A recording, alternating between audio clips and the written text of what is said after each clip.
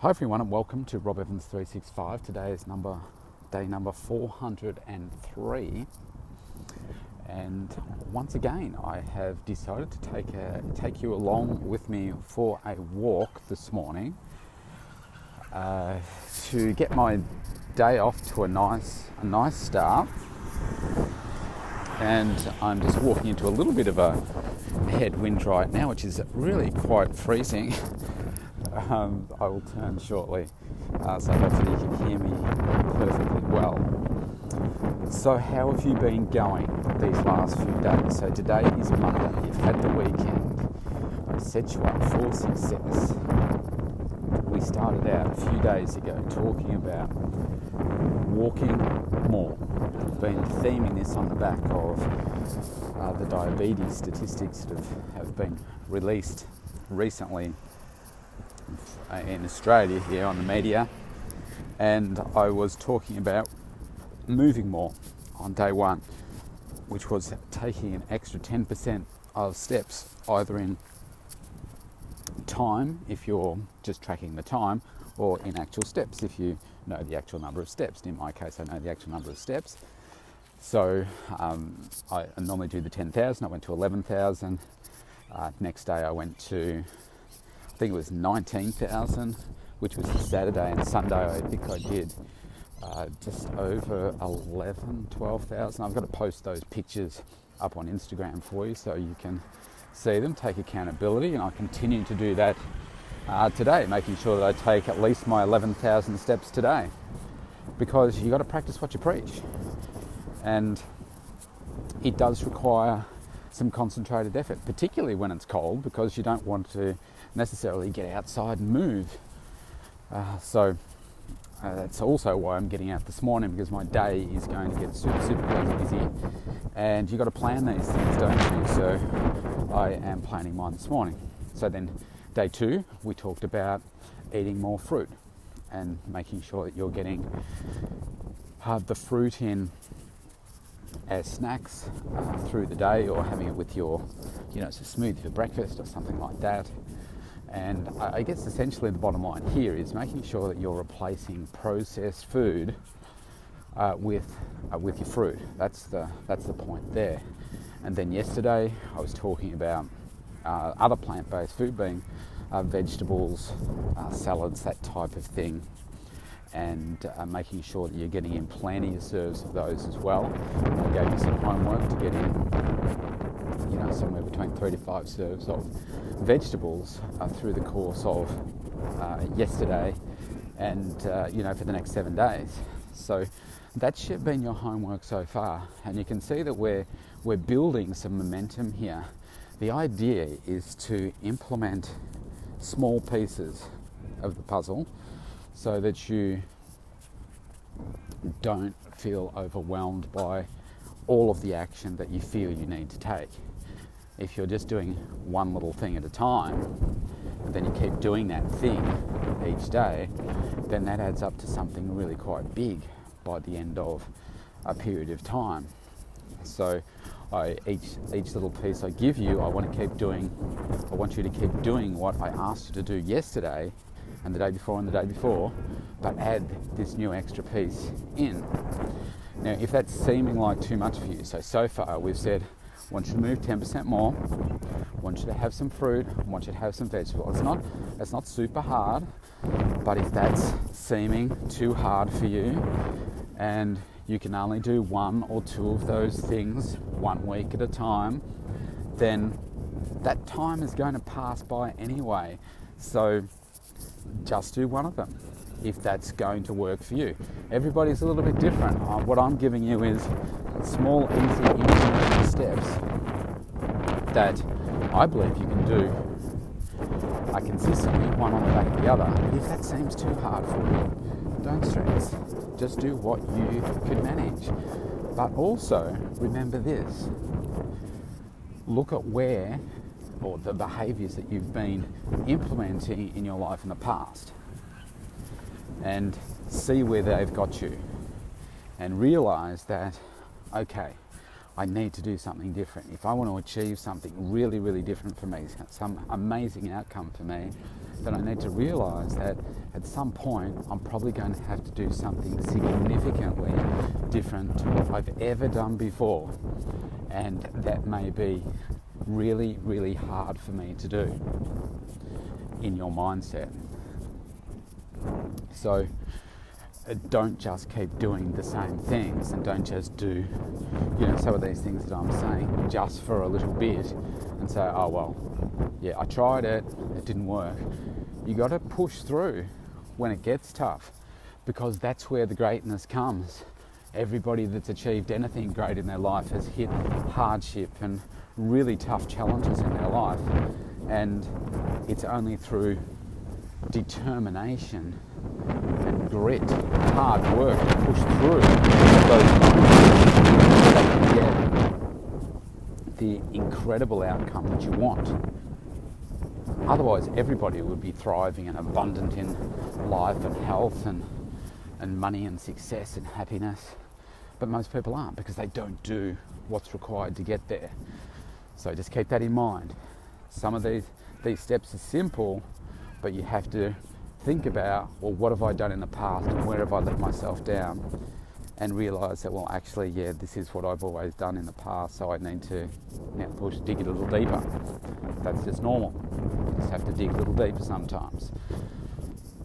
So that's what we've done today. So what are we going to do today? Well, I've mentioned all of these things over the course of the podcast up to the 402 days that we've done to date. And if you go back and listen through, you'll again hear some consistent themes here.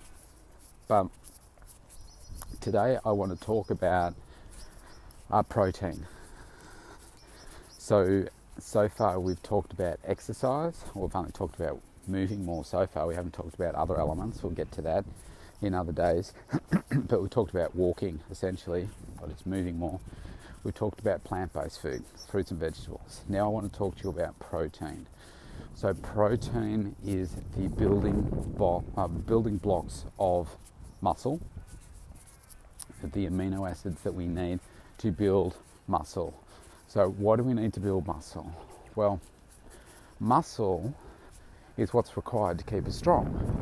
So you've got your bones, you've got your tendons, which the tendons are attached to the muscle and to the bone, or the ligaments.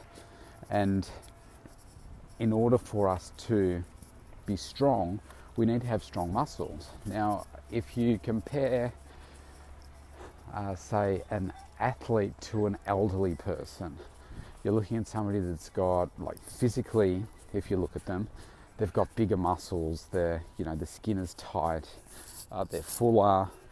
The older person, wrinkly, normally very skinny, a lot of bone can often be seen, and not a lot of strength. So the elderly person is more likely to fall into themselves, because they can't catch themselves when they trip and go to fall, as the athlete is. And so what we want to do is make sure that we're always building muscle, always, because it is like a fountain of youth, and the way that it makes you feel is incredible. So in order to do that, we've got to do the stimulus, which we'll talk about in another day, about the workouts and so forth that we do and what's required there. But for right now, I just want to talk about the fuel of the muscle, which is protein. So when you are sore, so you've done a workout or something and your muscles are a little bit sore, then that's often called a delayed onset of muscle soreness, or DOMS, and it can be quite painful. Now, when that comes, you'll find that the next day it might be sore, at the end of the workout it might be sore, the next day it might be sore, 24 or 48 hours later it can be the sorest, and then the pain starts to dissipate, reduce. What the body does is it's always going to repair muscle first before it can grow. It's just a process that it's going to go through. It's got to repair what's been damaged first before it's going to give your body an opportunity to grow. So what does that mean? If our body doesn't produce protein, okay, in order for us to grow muscle, we have to feed ourselves the protein. So if you want to look at some extreme examples, look at the, those massive bodybuilders, okay. Now, if you read about the volume of food that they're eating, it's enormous, and they're eating a huge amounts of protein constantly throughout the day because that's how the body needs to receive the protein constantly throughout the day. You can't eat all the protein requirements that you would need for a day in one meal and then just say, okay, I'm set for now. You've got to do it consistently every sort of 2 to 3 hours is what we work on as a general rule. You can be more specific, but just as a general rule. Pardon me. So if you don't feed it the right amount of protein, then this is what happens. Let's say that you're sore. Your muscle needs the protein to repair. If you don't feed it, the damaged muscles will take the amino acids and proteins it needs to repair that other muscle from other muscles in the body. So it will cannibalize them effectively to get the nutrients it needs, because it's got to get them from somewhere in order to repair that damaged tissue. Now you can see that, let's say in a weight loss journey, this is where body composition is really important. So people often just measure their success by the scales, and they're jumping on the scales and say, oh yeah, I'm losing. And some of that might be fat, but what we want to do is, in that fat loss process, we want to gain muscle and we want to reduce fat. Now, if you're just doing it by the scales, then you may see the numbers come down, but in reality, you could be losing muscle as well. Now, muscle's heavier than fat, so you might be showing, a big loss on the scales, but the reality is you may not have lost any fat, but you've just lost muscle because you're doing, say, all of this exercise, but you're not actually feeding yourself enough protein, so your muscle is reducing. So it's a very delicate balance. It can be simple to get it right, but a lot of people don't know what they don't know, and if you don't understand how to feed yourself the protein and where the protein's coming from and getting the clean sources of it, what we call some first class protein, and you're not doing it frequently enough, then you're going to be less than optimizing your opportunity to grow and build muscle. Now, a lot of you might be listening to this and you're women and you're saying, oh, well, I don't want to build muscle, I just want to get toned. Well, sorry to burst your bubble, but that's what building muscle is. Getting toned is building muscle. Now, if you fear, like some women do, that, I only lift, weights for a week and I start to, really explode out of my clothes and stuff, I'm sorry, but that doesn't happen.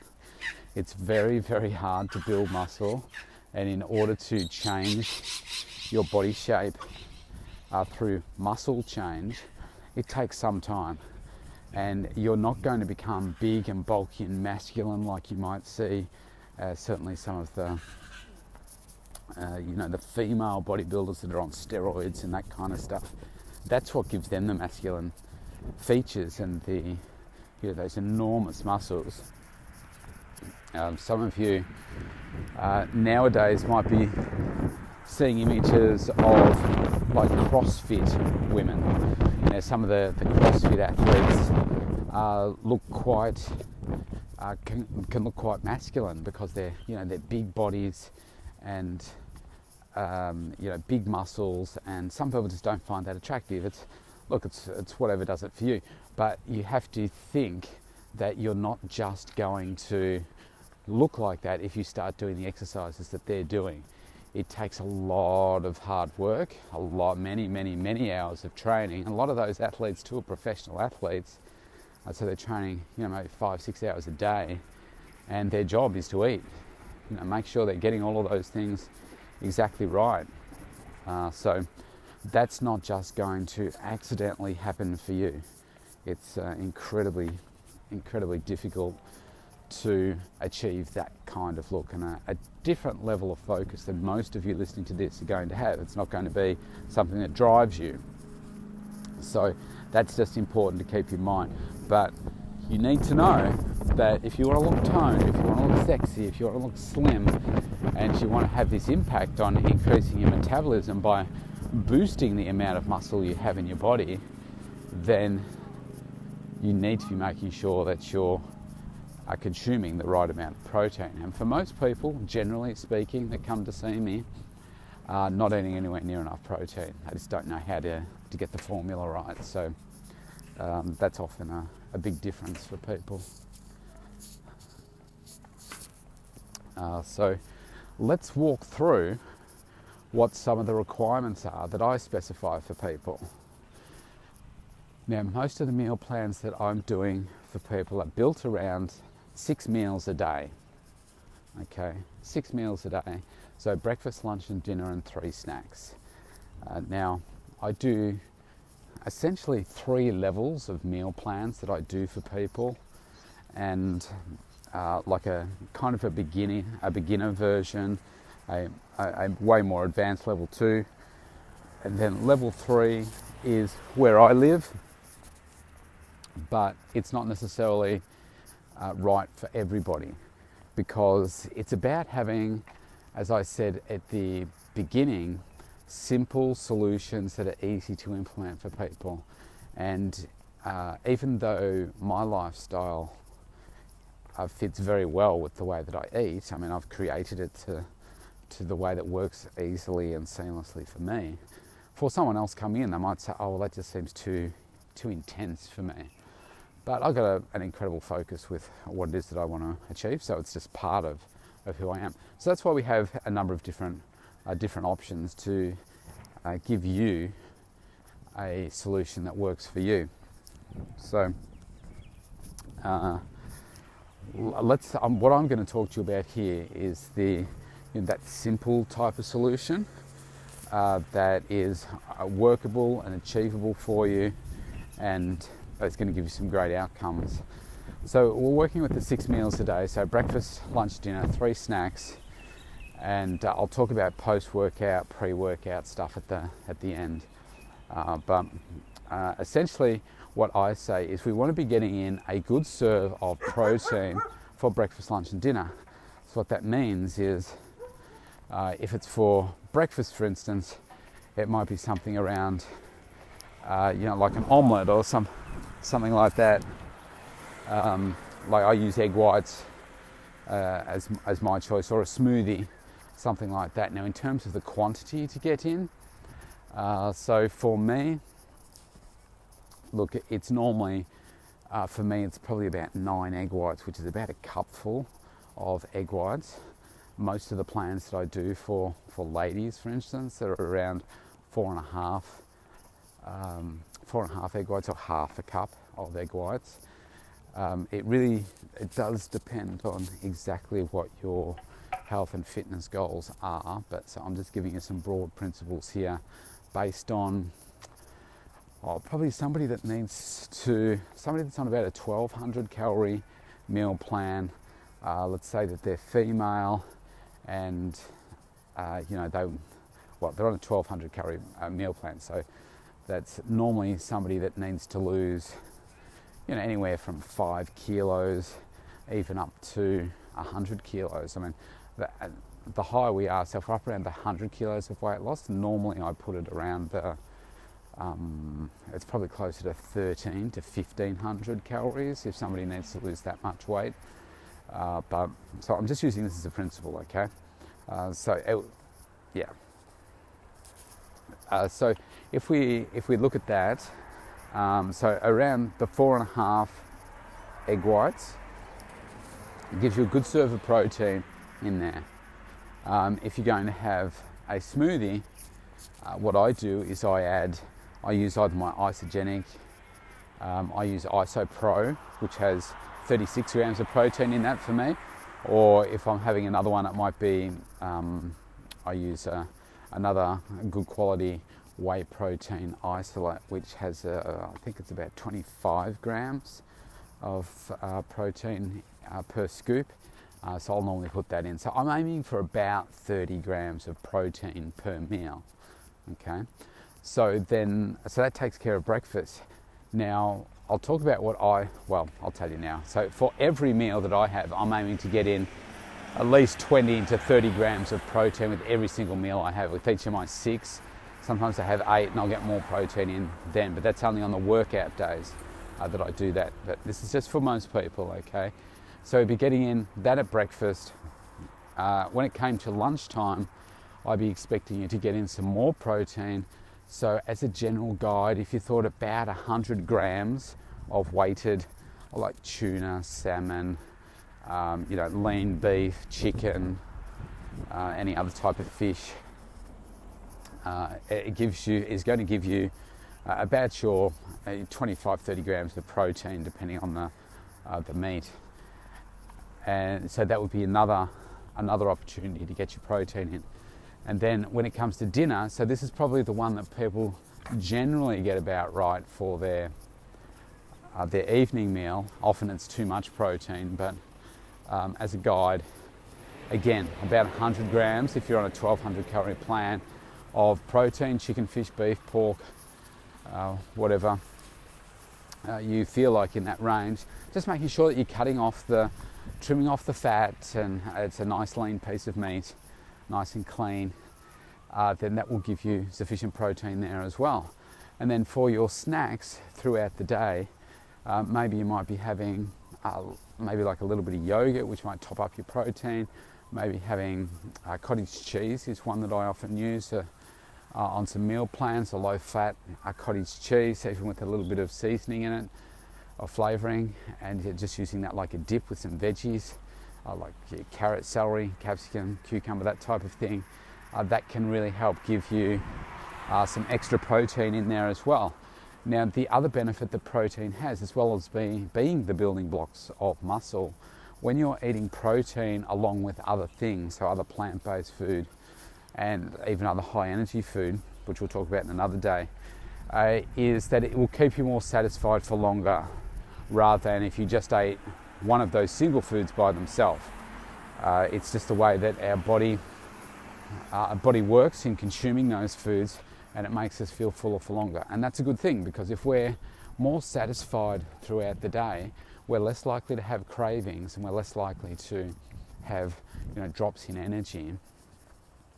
And that helps us maintain our body weight and body fat levels more easily, because we just don't have those crashes where we feel like I've just got to go and eat a massive amount of bread or high energy food that is not going to serve me later on. So that's also really important. So what I want you to do, if you don't have a meal plan with us now, you can certainly reach out to us. All you need to do is to go to Studios, that's studiozpt.com.au, and you can opt in for a consultation there, and we can have a phone conversation wherever you are in the world, via Zoom, Skype, Messenger, and just put some notes in there about what your fitness goals are and what it is you would like to achieve in terms of us creating a meal plan for you. And otherwise, I'm going to give you those simple steps that I just said there. You can easily follow those, so you can start to piece together what your day is looking like now. If you're just picking up this, and you just started to listen to this podcast, and you're new to health and fitness, and you're wanting to make that change for yourself, I think, well, okay, so I'm working on the 6 meals a day, I'm moving more each day, I'm getting a good serve of protein in for breakfast, lunch and dinner.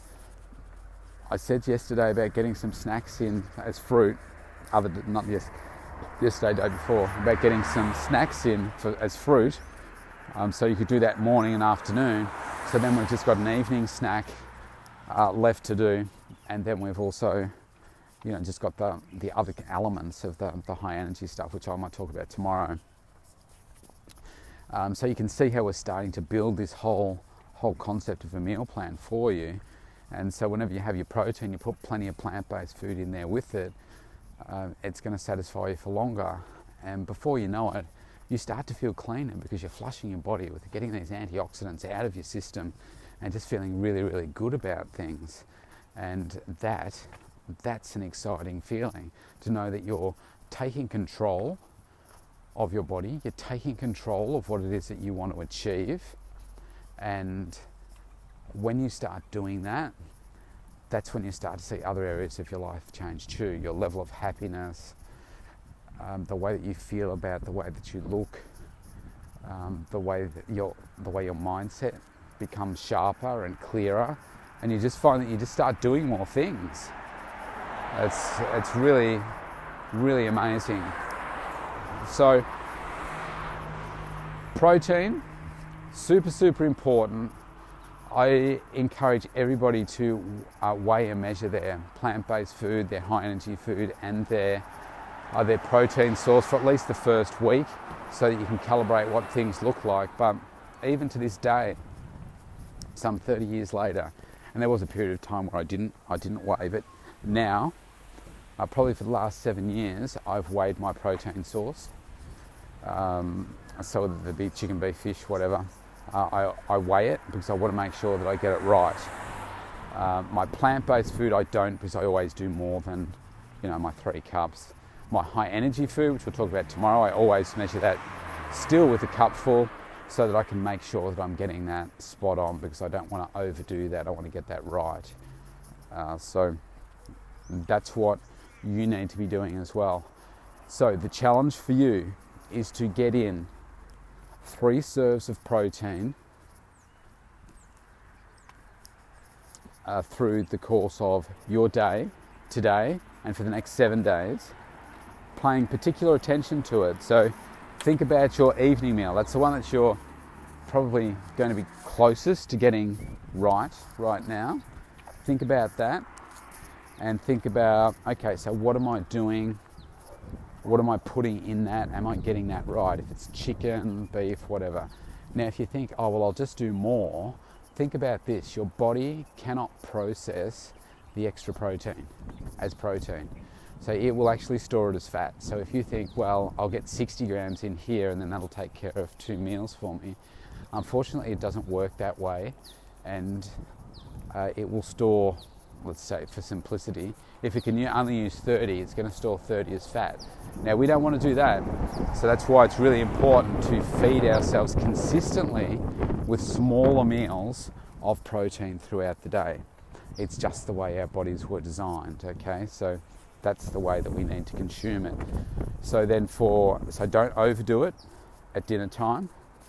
As a general guide, you may have heard this before, to keep it, again, really simple for you, think about the size of the palm of your hand, and not super thick, but the size of the palm of your hand for a serve of, fish, beef, chicken. When it comes to, let's work backwards, lunchtime. So you might be having a salad, you might be having a wrap or sandwich or something like that. Now, if you go and buy one that's already been made, you will find that there's nowhere near enough protein in there. Why? Well, these sandwich shops and stuff are pretty smart. It's the more expensive part of the meal. So if they can cram it with cheap stuff and put less of the more expensive stuff in, it's more for their profit margin. So most of them don't tend to put too much of that in there. So how can you fix that?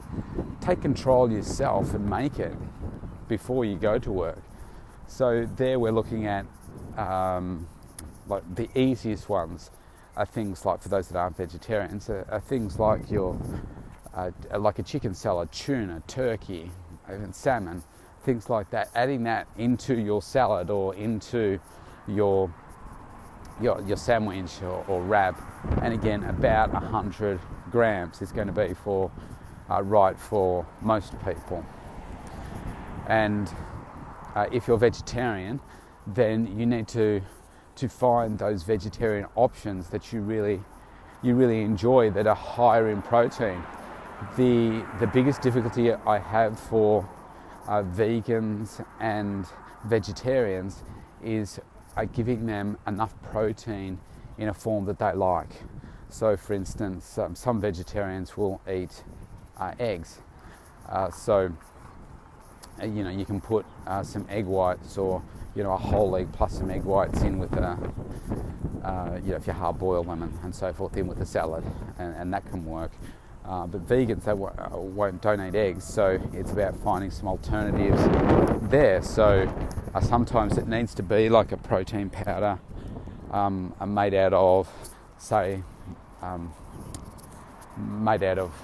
pea protein, rice protein, something like that, that's in accordance with their belief system.